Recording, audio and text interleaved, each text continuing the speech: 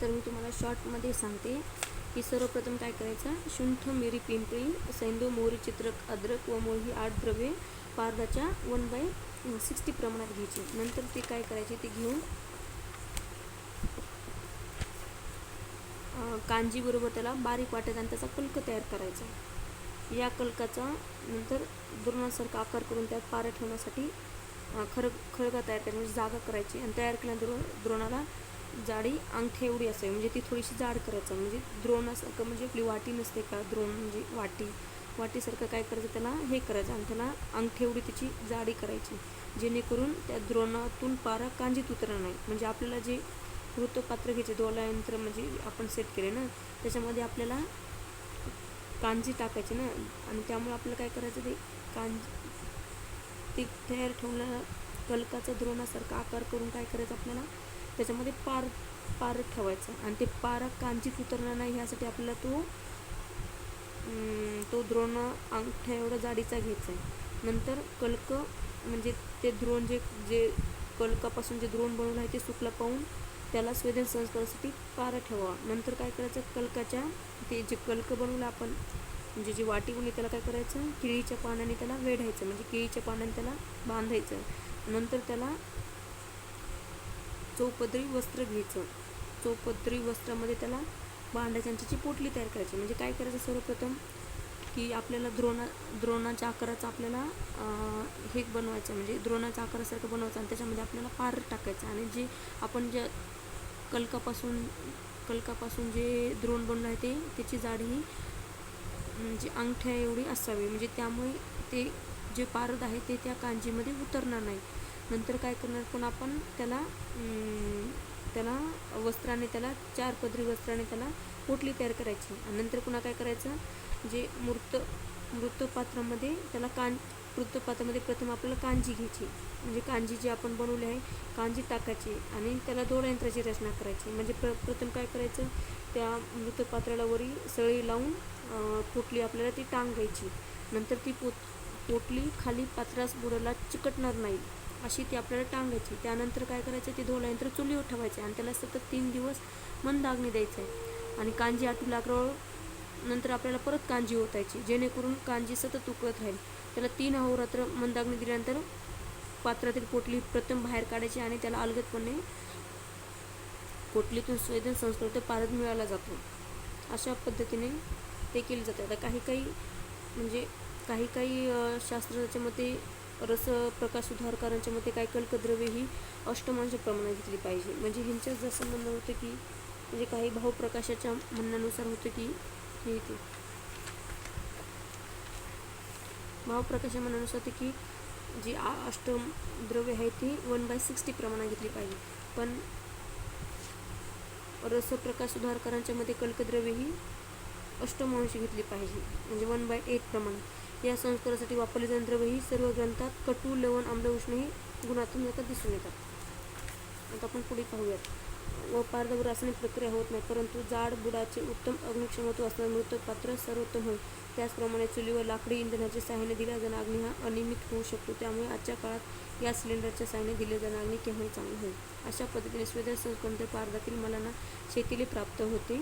शिथिलता प्राप्त झालेल्या मला नष्ट करण्यासाठी पारद पुढील संस्कार करतात. म्हणजे जर स्वेदन संस्करणानंतर पारदातील मलांना काय होते, शैथिल्य प्राप्त होते. आणि ती शिथिलता प्राप्त करण्यासाठी मलांना पुढचा संस्कार, त्या मला नष्ट करण्यासाठी पारदाला पुढचा संस्कार देतो. तो संस्कार आहे मर्दन संस्कार. आता आपण मर्दन संस्कार पाहूया. उक्त औषधी आम्लवर्गातील द्रव्य आणि कांजीच्या सहाय्याने पारदाचे खलव यंत्रात जे पेषण केले जाते या प्रक्रियेस मर्दन संस्कार असे म्हणतात. या संस्काराने पारदातील बहिर्मलांश नाश होतो. म्हणजे काय, औषध आणि आम्लवर्गातील द्रव्ये कांजीच्या सहाय्याने पारदाचे खलव यंत्रात जे पेषण केले जाते त्या प्रक्रियेस मर्दन म्हणतात. खलवयंत्रामध्ये आता येथे दिले हे खलवयंत्र. खलवयंत्रामध्ये काय केले, आम्लवर्गातील द्रव्य टाकले, त्याच्यानंतर कांची टाकली आणि काही औषधं टाकली, त्यामुळे त्याचं मर्दन करायचं. त्यामुळे काय होते, त्याच्यातले बहिर्मलाचा नाश होतो. आता आपण पुढे पाहूया. गृहधूम स्वयंपाकघरातील काजळी. गृहधूम म्हणजे स्वयंपाकघरातील काजळी. पिटकरीचे चूर्ण, दही, गूळ, सैंधव व मोहरी ही द्रव्ये प्रत्येक पारदाच्या 1/60 या प्रमाणात दगडी लोखंडी तप्त खलबयंत्रात घेऊन पारदाबरोबर 30 दिवस मर्दन करायचं. काय घ्यायचं? विटकरीचे चूर्ण, काजळी, दही, गूळ, सैंधव व मोहरी. काय काय? विटकरीचे चूर्ण, दही, सैंधव आणि मोहरी, गूळ हे घेऊन त्याला 3 दिवस हे 1/60 प्रमाणे त्याला 3 दिवस सतत मर्दन करायचं. संस्कार पूर्ण झाल्यानंतर पारद कोष्ण कांजीच्या साहाय्याने धुवून घ्यावा व नंतर उष्ण जलाने पारदाचे प्रक्षालन करून ही पदरी बसून गाळून घ्यावा. नंतर काय करायचं? संस्कार पूर्ण झाल्यानंतर त्याला उष्ण जलानं धुवून घ्यायचं आणि त्याला द्विपदरी वस्त्रातून गाळून घ्यायचं. मर्दन संस्कारात वापरली द्रव्य काही ग्रंथकारांनी वेगळी सांगितलेली आहेत. उदाहरणार्थ रस, हृदयतंत्र इतर द्रव्याबरोबर लोकरीची राख, तर रसेंद्र चिंतामणी या ग्रंथात लिंबाच्या रसात पारदाचे मर्दन करायला सांगितले. रसेंद्र चिंतामणीनुसार लिंबाच्या रसात त्याचे मर्दन करायला सांगितले. या संस्कारात विशेषतः लोखंडी खलयंत्राचा वापर करावा, कारण दगडी खल उष्णतेने फुटण्याची शक्यता असते. म्हणजे यामध्ये सामान्यतः लोखंडी खलयंत्राचा वापर करायला सांगितलेले. दगडी खल फुटण्याची शक्यता असते. खलयंत्रास खालून दिल्या जाणाऱ्या उष्णतेमुळे खलातील मिश्रण सुकवायला लागते. अशा वेळी त्यात थोडी थोडी कांजी टाकावी, जेणेकरून मर्दन योग्य रीतीने होईल. या मर्दन संस्काराने स्वेदन संस्काराला शिथिल झालेले पारदातील बहिर्मल नष्ट होतात. या मर्दन संस्कारात स्वेदन संस्कारामध्ये शिथिल झालेले पारद हे बहिर्मल नष्ट होतात, परंतु इतर काही ग्रंथकारांच्या मते या परिणामाबद्दल वेगळे दिसून येते. उदाहरणार्थ रसकामिनी या ग्रंथात रसो भवेत वन्य समप्रभा म्हणजे पारद अग्निप्रमाणे प्रखर व प्रदीप्त होतो असा उल्लेख आहे. रसप्रकाश सुधाकरांच्या मते शुद्धतमो रस म्हणजे पारद शुद्ध होतो. रसेंद्र चूडामणी ग्रंथकारांच्या मते तद वन्य शांतये म्हणजे पारदातील अग्नी शांत होतो.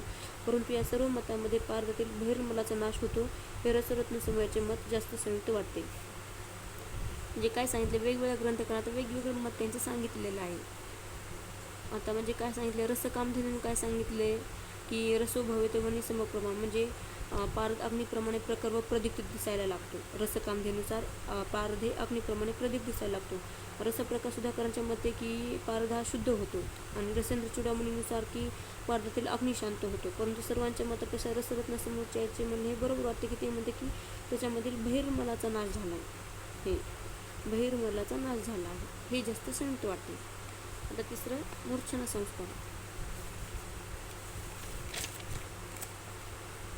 मूर्छना संस्कार मर्दन संस्कारानंतर सांगितलेल्या द्रव्याच्या साहाय्याने पारदाचे नष्ट पिष्टत्व प्राप्त होईपर्यंत खलयंत्रात मर्दन करणे या प्रक्रियेस मूर्छना संस्कार असे म्हणतात.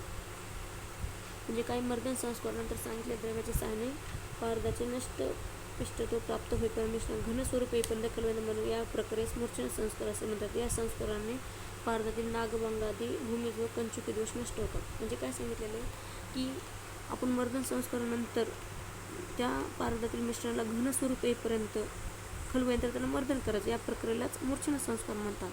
त्यामुळे नागभंगादी आणि भूमिज आणि कंचुकी दोष नष्ट होतात. आता काय